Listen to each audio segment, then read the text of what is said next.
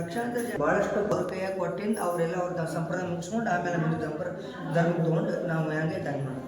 ಅಂದ್ರೆ ಈ ಮಠದಾಗ ಇರೋರು ಏನಾದ್ರು ಅಂದ್ರೆ ಮುಸ್ಲಿಮ್ಸ್ ಅವರೆಲ್ಲ ತಮ್ಮ ಪದ್ಧತಿ ಆಮೇಲೆ ಮಠಕ್ಕೆ ಈ ಮಠ ಸ್ವಾಮಿಗಳಾದ್ರೆ ಗುರುಗಳು ಬೇಕು, ಮುಸ್ಲಿಮ್ಸ್ ಗುರುಗಳು ಬೇಕು. ಅವ್ರು ಬಿಜಾಪುರದೊಳಗೆ ಕಾಜಾಮೀನ್ ಅಂತ ಹೇಳಿದ್ರು ಗುರುಗಳು. ಮೂಲತಃ ಆ ಮಠ ಅಲ್ಲಿದಿಂದ ಇವರು ಪವಾಡಗಳ ಪ್ರಾರಂಭ ಹುಟ್ಟಿದ್ದವ್ರು ಅಲ್ಲಿದಿಂದ ಅವ್ರು ಕಾಜಾ ಗುರುಗಳು ಅಂತೇಳಿ ಅವರಿಂದ ಆಶೀರ್ವಾದದಿಂದ ನಾವು ಹೆಂಗೆ ನಮ್ಗೆ ಮಕ್ಕಳಾಗಿಲ್ಲ ಅಂತ ಹಿಂದೂ ಮಠದೊಳಗೆ ಬರ್ತೀವಿ ಅಪ್ಪವ್ರಿಗೆ ಅಂತ ಆಶೀರ್ವಾದ ತಗೋತೀವಲ್ಲ ಅವರು ಕೂಡ ಇವ್ರ ತಾಯಿ ಮತ್ತು ಇವ್ರ ತಾಯಿ ಗೆಳತಿ ಇಬ್ಬರು ಕೂಡ ದರ್ಗಾಕ್ಕೆ ಹೋಗ್ತಾರೆ. ಹೋಗಿ ನಮಗೆ ಮಕ್ಕಳಾಗಿಲ್ಲರಿ, ನಮ್ಗೆ ಹಿಂಗೆ ಅವ್ರ ತಾಯಿ ಅಳತಿರ್ತಾಳೆ ಭಾಳ 10 ವರ್ಷ ಆದರೂ ಕೂಡ ನಮಗೆ ಮಕ್ಕಳಾಗಿಲ್ಲ ಅಂತಂದಾಗ ಹೋಗಿ ಕಳ್ಕೊಂಡಾಗ ಅವಾಗ ಗುರುಗಳು ಹೇಳ್ತಾರೆ ಅಷ್ಟಕ್ಕೆ ಯಾಕೆ ಚಿಂತೆ ಮಾಡ್ತೀನಿ ಅಂತ ಹೇಳಿದ್ರೆ ಅವರೊಂದು ಷರತ್ತು ಹಾಕ್ತಾರೆ, ನೀನೀಗ ಮಗು ಆಗ್ತಾ ಒಂದೇ ಮಗು ನನಗೆ ಕೊಡ್ಬೇಕಂತ ಹೇಳ್ತಾರೆ. ಒಂದೇ ಮಗು ನನಗೆ ಕೊಡ್ಬೇಕಂದ್ರೆ ಆಯ್ತು ಅಂತ ಹೇಳ್ತಾ ಮುಂದೆ ತಾಯಿ ಆ ಖುಷಿಗೆ ಕೊಡಂಗೇ ಇಲ್ಲ, ನೆನಪಾಗ್ಬಿಡ್ತಾಳೆ. ಅದು ಹೇಳ್ತಾರೆ ಆಲ್ರೆಡಿ ನೀವು 3 ಮಕ್ಕಳಾಗ್ತಾ ಒಂದೇ ಮಗು ಮುಸ್ಲಿಮ್ಸ್ ಗುರುಗಳು ಅವರು ಷರತ್ತು ಹಾಕಿರ್ತಾರೆ ಇವರು. ಅವಾಗ ಆಯ್ತು ಕೊಡ್ತೀನಿ ಅಂತಿರ್ತಾರೆ. ಮುಂದೆ ಯಾವ ರೀತಿ ಮುಂದೆ ಮಕ್ಕಳಾದರೂ ಕೂಡ ಅವರನ್ನು ಕೊಡೋಂಗಿಲ್ಲ. ಅವಾಗ ಭಾಳಷ್ಟು ಹುಡುಗಿಯರಾಗುತ್ತೆ, ಭಾಳಷ್ಟು ಅನಾರೋಗ್ಯಕ್ಕೆ ಒಳಗಾಗ್ತದೆ. ಯಾವ ರೀತಿ ಒಳಗೆ ಅನಾರೋಗ್ಯ ಆಗುತ್ತೆ ಪೂರ್ತಿ ಸೀರಿಯಸ್ ಇನ್ನೇನು ಬದುಕಲ್ಲಕ್ಕೆ ಹೋಗುತ್ತೆ. ಅವಾಗ ತಾಯಿಗೆ ಅರಿವಾಗುತ್ತೆ, ನಾನು ಕೊಡ್ತೀನಿ ಅಂತ ಹೇಳಿದ್ದೆಲ್ಲ. ಅವಾಗ ಏನು ಮಾಡ್ತಾರೆ, ಇದನ್ನು ಒಯ್ದು ಮಣ್ಣಾಗಿಡ ಬದಲಿ ಗುರುವಿನ ಮುಟ್ಟಿಸ್ಬಿಟ್ರೆ ಆಯ್ತು ಅಂದ್ರೆ ಏನು ಮಾಡ್ತಾರೆ, ಆ ಹುಡುಗನನ್ನು ಒಯ್ದು ದರ್ಗಾಕ್ಕೆ ಮುಟ್ಟಿಸಿ ಬಂದ್ಬಿಡ್ತಾರೆ. ಅವಾಗ ಗುರುಗಳು ಏನು ಮಾಡ್ತಾರೆ, ಕಾಜಾಮೀನವರು ಅದು ನೆವ ದೊಡ್ಡ ದೇವರ ಆಟಗಳನ್ನು ಅದು ಯಾರಿಗೂ ಬಲ್ಲಕ್ಕಾಗಿಲ್ಲ, ಅದನ್ನು ಯಾವ ರೀತಿಯಾಗಿ ಮುಟ್ಟಬೇಕಾಗಿತ್ತು. ಅವಾಗ ಅವ್ರು ಗುರುಗಳು ಹೇಳ್ತಾರೆ, ಏನು ನೆವ ಮಾಡಿ ಬಂದೀವು ನೀನು, ನಿಮ್ಮವು ಕೊಡಕ್ಕೆ ಬಂದಿದ್ದಿಲ್ಲ ಆದರೂ ನೆವ ಮಾಡಿ ಬಂದೆ ಅಂತೇಳಿ ಗುರುಗಳು ಹೇಳ್ಕೊಂಡು ಮುಂದೆ ತಂದೆ ತಾಯಿ ಎಲ್ಲ ರೀತಿ ಒಳಗೆ ಕಾಜಾ ಗುರುಗಳ ಇವರನ್ನು ಬೆಳೆಸಿ ಪೋಷಿಸಿ ಎಲ್ಲ ದೊಡ್ಡವ್ರು ಮಾಡ್ತಾರೆ. ಅವಾಗ ಎಲ್ಲ ಜನಗಳು ಹೇಳಾಗ್ತಾರೆ, ಒಬ್ಬ ಹಿಂದೂ ಜಂಗಮ ದರ್ಗಾದಾಗ ಅಂತ ಎಲ್ಲಷ್ಟು ಮುಸ್ಲಿಮ್ಸ್ ಅವ್ರು ಬಂದು ನೋಡ್ತಿರ್ತಾರೆ ಏನು ಮಾಡ್ತಾರಂತೆ. ಅವಾಗ ಮುಸ್ಲಿಮ್ಸ್ ಬಂದಾಗ ಏನು ಮಾಡ್ತಾರೆ ಅಂದ್ರೆ ನಮಾಜ್ ಮಾಡ್ತಾರೆ, ಅವರು ನಮಾಜ್ ಮಾಡ್ತಾರೆ. ನಮ್ಮ ಲಿಂಗಾಯತ್ ಹುಡುಗ ಒಬ್ಬ ಮುಸ್ಲಿಮ್ ದರ್ಗಾದಾಗ ಏನು ಮಾಡ್ತಾರೆ ಹೋದಾಗ ಇವ್ರು ಹೋದಾಗ ಲಿಂಗ ಪೂಜೆ ಮಾಡ್ಕೊತಿದ್ರು. ನಮ್ಮ ಹುಡುಗ ಎಲ್ಲಿದ್ರೆ ದರ್ಗಾದಾಗಿದ್ರೆ ಹೊಟ್ಟು ಲಿಂಗ ಪೂಜೆ ಮಾಡ್ಕೊತಾನಂತ ಇವರು ಬರ್ತಿದ್ರಂತ. ಮುಂದೆ ಹಿಂಗೆ ಆದಾಗ ಆದಿಶಾಹಿ ಅವಾಗ ರಾಜ್ಯಭಾರ ಆದಿಶಾಹಿ ಬಿಜಾಪುರ ಆಳ್ತಿದ್ದ. ಅವಾಗ ಒಂದೆಲ್ಲೋ ತಮ್ಮ ಪರಿವಾರ ಒಡನೆ ರಾಜ್ಯ ವೈಭವದೊಳಗೆ ಹೊಂಟಿದ್ದ. ಹೋದಾಗ ಗುರುಗಳಿಗೆ ಭೇಟಿ ಆಗೋಮಂತೆ ಹೊಂಟಿರ್ತಾರೆ. ಗುರುಗಳ ಬಾಜುನು ಕೂತಿರ್ತಾರೆ, ಚನ್ನವೀರಂತೆ ಮನೆಯೊಳಗೆ ಚನ್ನವೀರಂತೆ ಹೆಸರಿಟ್ಟಿರ್ತಾರೆ. ಕೂತಿರ್ತಾರೆ. ಕುಂತ ಸಮಯದೊಳಗೆ ಅವ್ರನ್ನ ಯಾರು ಚನ್ನವೀರನ್ನು ಯಾರು ನಮಸ್ಕಾರ ಮಾಡೋಂಗಿಲ್ಲ ಅವ ಆದಿಶಾಹಿ. ಆವಾಗ ಗುರುಗಳನ್ನ ನಮಸ್ಕಾರ ಮಾಡ್ತಾರೆ ಕಾಜಾ. ಅವಾಗ ಗುರುಗಳು ಹೇಳ್ತಾರೆ ಅವನಿಗೆ ನಮಸ್ಕಾರ ಮಾಡು ಅಂತ. ಅವಾಗ ಹೇಳ್ತಾರೆ ಅಂತ ಆದಿಶಾಹಿ, ಅಲ್ರಿ ಗುರುಗಳ ನಿಮಗೆ ನಮಸ್ಕಾರ ಮಾಡುತ್ತೆ ಓಕೆ, ಅವ ನಿಮ್ಮ ಬಾಜು ಕುಂತಿದ್ದ ನಮ್ಗೆ ಆಗಿ ಬರಲಾಗ್ಯದ. ಒಬ್ಬ ಹಿಂದೂ ಧರ್ಮದ ತಂದೆ ದರ್ಗಾದ ಇಟ್ಕೊಂಡಿರಿ ಮತ್ತು ನಿಮ್ಮ ಬಾಜು ಕುಂದಿಸ್ಕೊಂಡ್ರಿ ಇದು ಆಗಂಗಿಲ್ಲ ಅಂತಂದಾಗ ಅವ್ರಿಗೆ ಹೇಳ್ತಾರಂತ ಗುರುಗಳು, ಅಲ್ಲ ಸಾಮಾನ್ಯ ವ್ಯಕ್ತಿ ಅಲ್ಲವ ದೊಡ್ಡ ಇದು ಅದಾನ, ನೀವೆಲ್ಲ ಹಂಗೆ ಮಾಡಬಾರ್ದು ಅಂದಾಗ ಏನು ಮಾಡ್ತಾರೆ ನೀವು ಇಂಥ ಶಕ್ತಿಯರು ಏನೈತೆ ಅಂದಾಗ ಅವಾಗ ಹೇಳ್ತಾರೆ ಅವರು, ನೀವು ಏನು ಮಾಡಿ ತೋರಿಸ್ತಂದಾಗ ಮಾಡಿ ತೋರಿಸ್ತಂದಾಗ ಅವಾಗ ಅಲ್ಲೇ ಈಗಲೂ ಕೂಡ ದರ್ಗಾ ಬಾಜು ಒಂದು ಕೆರೆ ಐತಿ. ಆ ಕೆರೆ ಮೇಲೆ ಹೋಗಿ ನಮಾಜ್ ಮಾಡಂತಾರೆ, ನೀರ ಮೇಲೆ ನಿಂತು ನಮಾಜ್ ಮಾಡೋಣ.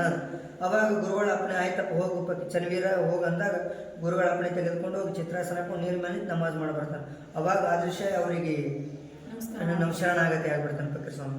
ಹಂಗೆ ಅನೇಕ ರೀತಿ ಒಳಗೆ ಪವಾಡಗಳದ ನಾವು ಈಗ ಭಾಳಷ್ಟು ಈಗಲೂ ಕೂಡ ಅಂದಿನಲ್ಲಿ ನಾ ಯಾರು ಏನು ಬೆಳ್ಕೊಂಡು ಹೋಗ್ತಾರೋ ಅವ್ರಿಗೆ ಕಣ್ಮುಂದೆ ಕಾಣ್ತದೆ. ಈಗಲೂ ಕೂಡ ಭಾಳಷ್ಟು ಒಬ್ಬ ಬಡತನದಾಗ ಬೆಳೆದವರು ಕೂಡ ದೊಡ್ಡ ಶ್ರೀಮಂತರಾಗಿ ಇಲ್ಲಿ ನಡ್ಕೊಂಡಿದ್ದ. ನಮ್ಮ ಮಠದಾಗ ಈ ಮಿನಿಮಮ್ ಒಂದು ಲಕ್ಷಾಂತರ ಮನೆ ದೇವರು ಅದರ ಮನೆ ಗುರುನೂ ಅವರು ಫಕೀರ್ ಸ್ವಾಮಿಗಳು ಮನೆ ಗುರುಗಳು ಅದಾರ, ಮನೆ ದೇವರು ಅದಾರ. ಹಂಗೆ ವಿಶೇಷವಾಗಿರ್ತಕ್ಕಂಥ 60 ಮಠಗಳು. ನಮ್ಮ ಎಲ್ಲೆಲ್ಲಿ ಮಠಗಳು ಹೋದ್ರೂ ಕೂಡ ಅಲ್ಲಿ ಹಿಂದೂ ಮುಸ್ಲಿಂ ಭಾಗಕ್ಕೆ 2 ಕಾಣ. ಒಂದೊಂದು ಮಠದೊಳಗೆ ಮುಸ್ಲಿಮ್ಸೇ ಪೂಜಾರಿಗಳದು. ನಮ್ಮ ಗದ್ಗಿ ಪೂಜೆ ಮಾಡೋರು ಮುಸ್ಲಿಮ್ಸೇ ಅದಾರ ನಮ್ಮ ಕಡೆ. ಅಷ್ಟು ವಿಶೇಷವಾಗಿ ಬಾಂಧವ್ಯಗಳು. ಈಗ ಏನೆಲ್ಲ ಕಡೆ ಇವ್ರು ಎಲ್ಲೆಲ್ಲಿ ಕುಂತು ಅನುಷ್ಠಾನ ಮಾಡ್ಕೊಂಡು ಬಂದಾರ.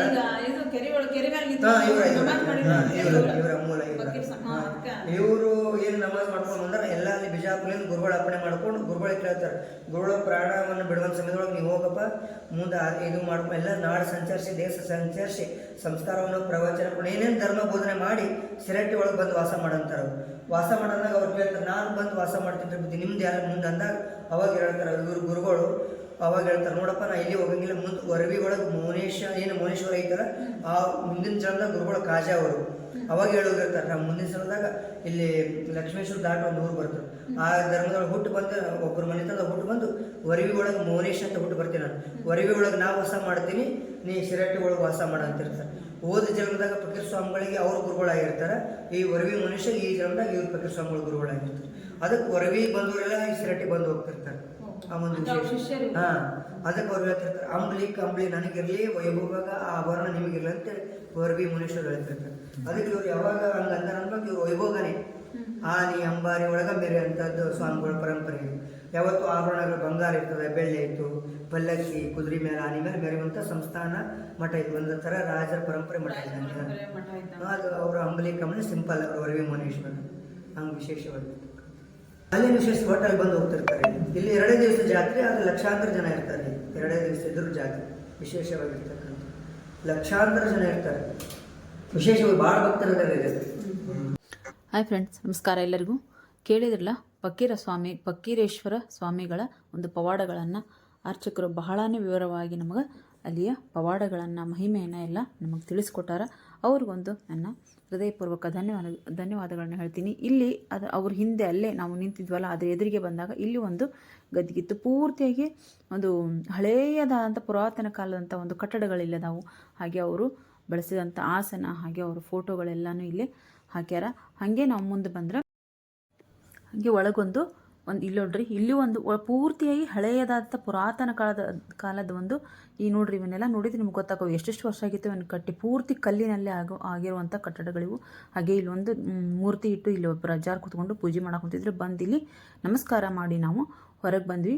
ಇಲ್ಲಿ ಅವರು ಅರ್ಚಕರು ಹೇಳಿದ ಹಾಗೆ ಇಲ್ಲಿ ನಗಾರಿ ಅಂತ ಹೇಳಿದ್ರಲ್ಲ, ಇದು ಒಂದು ಮಸೀದಿ ಇದ್ದಂಗೆ ಐತಿ ಫ್ರೆಂಡ್ಸ್. ಇದು ಪೂರ್ತಿಯಾಗಿ ಮಸೀದಿ ಇದ್ದಂಗೆ ಐತಿ. ಅಲ್ಲಿ ಒಳಗೆ ನಮಗೆ ನಗಾರಿಗಳು ಕಾಣ್ತಾವೆ. ನೋಡ್ರಿ ಎಷ್ಟು ದೊಡ್ಡ ದೊಡ್ಡ ನಗಾರಿಗಳದಾವು. ಅವನ್ನ ಅವಾಗಿನ ಕಾಲದಾಗ ಇಲ್ಲಿ ಸಣ್ಣ ಸಣ್ಣ ನಗಾರಿಗಳು ಇರ್ತಾವೆ. ಈಗೆಲ್ಲ ನಾವು ನೋಡಿದರೆ ಈಗ ನೋಡ್ರಿ ಎಷ್ಟು ದೊಡ್ಡ ದೊಡ್ಡ ನಗಾರಿಗಳದಾವು. ಅವನ್ನೇ ಅವ್ರು ಹೇಳಿದ್ದು ಗುರುವಾರಕ್ಕೆ 5 ಸರ್ತಿ ಗುರುವಾರ ಇವನ್ನ ನಗಾರಿಗಳನ್ನು ವಾದ್ಯಗಳನ್ನು ಬಾರಿಸ್ತಾರ. ಹಾಗೆ ದಿನದಲ್ಲಿ 2 ಸರ್ತಿ ಬಾರಿಸ್ತಾರ ಅಂತ ಅಂದ್ರಲ್ಲ, ಇದೇ ನಗಾರಿಗಳನ್ನು ಅವರು ಬಾರಿಸೋದು. ನೋಡ್ರಿ ಎಷ್ಟು ಹಳೇದಾದಂಥ ಇದು ಕಟ್ಟಡ ಐತೆಲ್ಲ. ಇದನ್ನೆಲ್ಲ ನೋಡೋಕೆ ಒಂಥರ ಖುಷಿ ಅನಿಸ್ತೈತಿ ನಿಜ ಹೇಳ್ಬೇಕಂದ್ರೆ. ಇಲ್ಲೆಲ್ಲ ಇದು ಜೀರ್ಣೋದ್ಧಾರ ಮಾಡಕ್ಕೆ ಕುಂತಾರೆ. ಇವನ್ನೆಲ್ಲ ಇನ್ನೂ ಮುಂದೆ ಇನ್ನೂ ಚೆನ್ನಾಗಾಗತ್ತೆ ಮಠ ಅಂತ ಅಂದಂದು ನನಗೆ ಅನಿಸ್ತೈತಿ. ಇದನ್ನೆಲ್ಲ ನೋಡಿದ್ರೆ ಭಾಳ ನಮಗೆ ಖುಷಿ ಆಯಿತು. ನಿಮಗೆಲ್ಲರಿಗೂ ಈ ವಿಡಿಯೋ ಇಷ್ಟ ಆಗಿದೆ ಅಂತ ತಿಳ್ಕೊಂಡಿದ್ದೀನಿ. ಇದ್ರ ಬಗ್ಗೆ ಇನ್ನೂ ಹೆಚ್ಚಿನ ಮಾಹಿತಿ ಏನಾದರೂ ಬೇಕು ಅಂದ್ರೆ ನೀವು ನನಗೆ ಕಮೆಂಟ್ ಬಾಕ್ಸಲ್ಲಿ ಕಮೆಂಟ್ ಹಾಕಿ. ಯಾಕಂದರೆ ನಾನು ಇನ್ನೂ ಒಂದು ಸರ್ತಿ ಈ ಮಠಕ್ಕೆ ಭೇಟಿ ಕೊಡಬೇಕು ಅಂತ ಅಂದ್ಕೊಂಡಿದ್ದೀನಿ. ಏನೋ ನಾನು ಕೇಳ್ಕೊಂಬಂದಿದ್ದೀನಿ, ಅದಾದಮೇಲೆ ನಾನು ಹೋಗಿ ಒಂದು ಭೇಟಿ ಕೊಡ್ತೀನಿ. ಮುಂದೆ ಇನ್ನೂ ಒಂದು ಸ್ವಲ್ಪ ವಿಡಿಯೋ ಮಾಡಿ ಹಾಕ್ತೀನಿ. ಆ ನಗಾರಿ ಅಂದ್ರಲ್ಲ ಅದ್ರ ಬಗ್ಗೆ ಒಂದು ವಿಡಿಯೋ ಮಾಡಿ ಹಾಕಬೇಕು ಅಂತ ಅಂದ್ಕೊಂಡಿದ್ದೀನಿ. ಎಲ್ಲರಿಗೂ ವಿಡಿಯೋ ಇಷ್ಟ ಆಗಿದೆ ಅಂತ ತಿಳ್ಕೊಂಡಿದ್ದೀನಿ. ವಿಡಿಯೋ ಇಷ್ಟ ಆದರೆ ದಯವಿಟ್ಟು ಒಂದು ಲೈಕ್ ಮಾಡಿ, ಶೇರ್ ಮಾಡಿ. ಹಾಗೆ ಈ ವಿಡಿಯೋದ ಬಗ್ಗೆ ನಿಮ್ಮ ಅನಿಸಿಕೆಯನ್ನು ದಯವಿಟ್ಟು ಕಮೆಂಟ್ ಬಾಕ್ಸಲ್ಲಿ ಕಮೆಂಟ್ ಹಾಕೋದನ್ನು ಮರಿಬೇಡಿ. ಮತ್ತು ನಾನು ಮುಂದೆ ಒಂದು ಒಳ್ಳೆ ವಿಡಿಯೋದೊಂದಿಗೆ ಸಿಗ್ತೀನಿ. ಹಾಗೆ ನಮ್ಮ ಗದಗಿಗೆ ಹೋಗೋ ರೋಡಲ್ಲಿ ಒಂದು ವಿಮಲ್ ರೆಸಾರ್ಟ್ ಅಂತ ಹೇಳಂದೈತಿ. ಇದಕ್ಕೂ ಒಂದು ಸರ್ತಿ ಭೇಟಿ ಕೊಟ್ಟು ನಾನು ವಿಡಿಯೋ ಹಾಕ್ತೀನಿ. ಮತ್ತು ಮುಂದೆ ಒಂದು ಒಳ್ಳೆ ವಿಡಿಯೋದೊಂದಿಗೆ ಬರ್ತೀನಿ. ಬಾಯ್ ಫ್ರೆಂಡ್ಸ್, ಬಾಯ್.